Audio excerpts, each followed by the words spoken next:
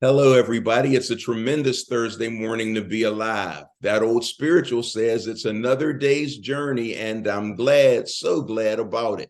Well, with our collection of days this week, we've been talking about what it means to exercise our faith. In that regard, may I remind you, please, that the Apostle Paul said in 2 Corinthians 5:7, "For we walk by faith and not by sight." Because of the way that verse is phrased, some have come to call that blind faith. It doesn't mean we ignore what we see. What we see is real, and sometimes God speaks to us very clearly through our circumstances. It doesn't mean we reject what we see, because our rejection or denial of what is real doesn't make it any less real.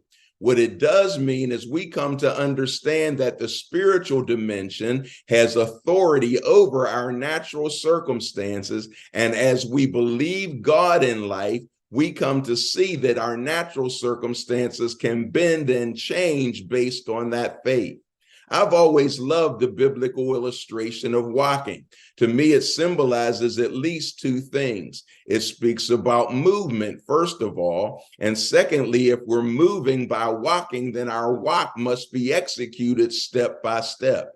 And so when we talk about walking by faith, what we're talking about is believing God, working the promise of God into our very soul until an assurance comes. And then our life conduct, step by step, is based on the assurance that we have that God's promise will manifest, the very promise that meets the circumstance that we're wrestling with. And so we conduct ourselves step by that, rather than conducting ourselves based on the situation or circumstance we see. And so, my beloved, when the assurance comes, stand on the assurance, knowing that the promise of God can manifest for you, just like it has in the biblical saints of old. Have a great day, and I'll see you back here tomorrow on 2 Minutes to Win It.